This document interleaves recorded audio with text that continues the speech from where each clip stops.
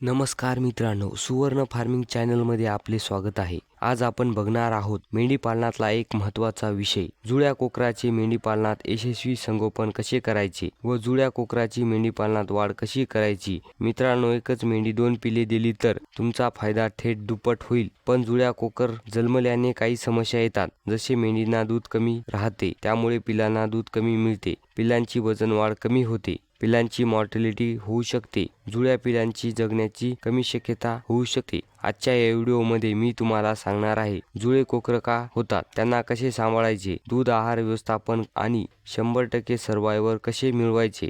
तर आजचा व्हिडिओ शेवटपर्यंत नक्की बघा. जुळ्या कोकर म्हणजे काय? जुळे कोकर म्हणजे एकाच वेळी एका मेंढीला 2 कोकर जन्मणे. तर एकाच मेंढीला 2 पिले का होतात? कारण जेनेटिक त्या मेंढीच्या कोणीतरी वंशावलीमध्ये जुळ्यात जन्मलेला असू शकते किंवा नर हा जुळ्यातला असू शकतो. योग्य चारा नियोजन, ब्रीडिंग मॅनेजमेंट काही मेंढ्यांना जुळ्याचे प्रमाण वाढवू शकते. जसे नारी सुवर्णामध्ये ह्या मेंढ्या जुळ्याचे प्रमाण खूप जास्त असते. ही मेंढी जुळे पिले देण्यासाठी प्रसिद्ध आहे.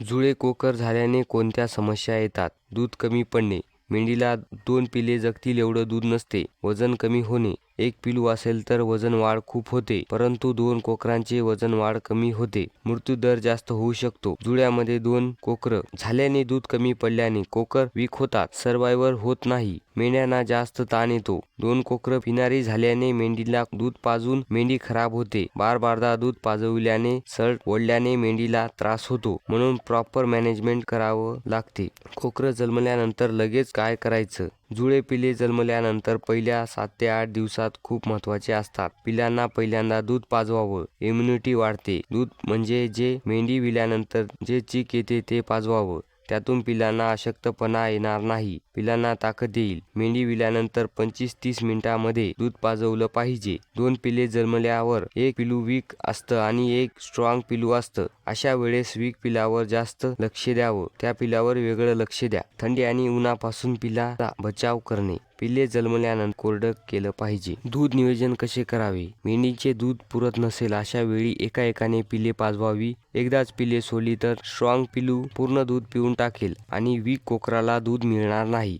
एक आधी व दुसरं नंतर असे पिले पाजवावे. दूध कमी पडत असेल तर गाईचं, म्हशीचं, शेळीचं दूध पाजवावे. पिलांना दिवसामध्ये किमान 2 ते 3 वेळा दूध पाजवावे. दुसऱ्या मेंढीला कोकरू नसेल किंवा दूध भरपूर असेल अशा वेळी एक कोकरू दुसऱ्या मेंढीला पाजवावे. ज्या मेंढीला सिंगल कोकरू आहे अशाच मेंढीला दूध पाजवावे. मेंढीला चारा नियोजन करणे. एखादी मेंढी जुळे पिले दिली असेल अशा वेळी त्या मेंढीला चारा जास्त द्यावा. हे खूप महत्त्वाचं आहे. मेंढीसाठी हिरवा चारा, मिनरल मिक्सचर, प्रोटीनयुक्त चारा द्यावा, ज्यामुळे मेंढीची तब्येत खालावणार नाही. मेंढी तंदुरुस्त राहील. कोकरासाठी 15 दिवसानंतर सॉफ्ट चाऱ्याच्या काड्या टाका. कोकरू ते चारा चघळतील, त्यातून ते लवकर चारा खायला शिकतील. त्यामुळे वजन वाढ जलद होईल आणि कोकरू दुधावर अवलंबून कमी राहतील. कोकरांना चारा टाकत राहिला तर पिले लवकर चारा खातात, दूध कमी लागते. कोकर माती खाणार नाहीत. जर योग्य वेळी चारा खात असतील तर पिले माती खाणार नाहीत. आरोग्य नियोजन. जुळे कोकर असो किंवा एकेरी कोकर असो तर 3 महिन्याच्या पुढील पिलांना लसीकरण करावे.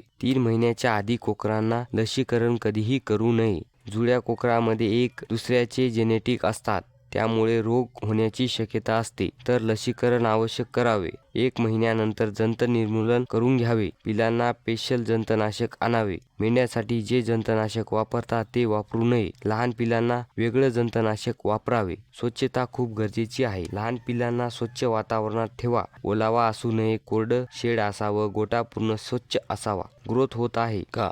जुळ्या कोकरामध्ये वजन वाढ होत आहे का तपासा. जर वजन वाढ होत नसेल, चारा वाढवा, दूध वाढवा. ब्रीडिंग आधी मेंढीला चारा द्या. गाभण मेंढीची काळजी घ्या. जुळ्या पिलासाठी वेगळा कप्पा करा, जेणेकरून एक मेंढी व तिचे 2 पिले एकत्र राहू शकतील. नाहीतर एक पिलू पूर्ण दूध पिऊन टाकते व दुसरं पिलू पियायचं राहून जाते. वीक कोकराचे एक्स्ट्रा काळजी घ्या. मित्रांनो, आज आपण बघितलं आहे जुळे कोकर म्हणजे काय. जुळे कोकर म्हणजे डबल इन्कम सोर्स आहे, पण त्यासोबत योग्य चारा नियोजन, काळजी हे तेवढंच महत्त्वाचं आहे. जर तुम्ही हे सर्व एकदम बरोबर केलं तर तुमच्या मेंढीपालनात खूप जास्त फायदा होऊ शकेल. तुमच्या मेंढीपालन व्यवसाय खूप ग्रोथ करेल. जर तुम्हाला व्हिडिओ आवडला असेल तर लाईक करा. सुवर्ण फार्मिंग चॅनलला सबस्क्राईब करा. असेच नवीन मेंढीपालनाचे व्हिडिओ घेऊन येत राहू. धन्यवाद.